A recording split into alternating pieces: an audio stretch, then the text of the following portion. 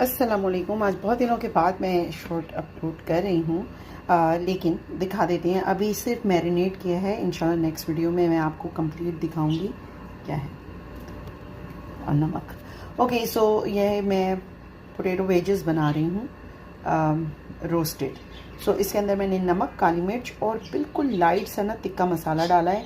ये इस दफ़ा मैं फ़र्स्ट टाइम तिक्का मसाला डाला है, वरना मैं सिर्फ इसको नमक, काली मिर्च और इसको ऑलिव ऑयल के साथ मैरिनेट करती हूँ और बस 5 से 10 मिनट रखकर और उसको फिर मैं एयर फ्राई कर लेती हूँ। नेक्स्ट डिश ये है हमारी, और ये चिकन चरगा टाइप कुछ है और ये नई रेसिपी है। इसमें मैंने मक्खन डाला है और तिक्का मसाला है, थोड़ा सा रेड फूड कलर है। उसके अलावा जितने हमारे जो रेगुलर मसाले होते हैं ना वो डालें, हल्दी, नमक, पिसी हुई लाल मिर्च वगैरह वगैरह जो भी डलता है, पिसा हुआ धनिया और पिसा हुआ ज़ीरा और गरम मसाला पिसा हुआ। सो अभी मैंने मैरिनेट करके रखा है इसको और इसको थोड़ी देर में बनाऊंगी।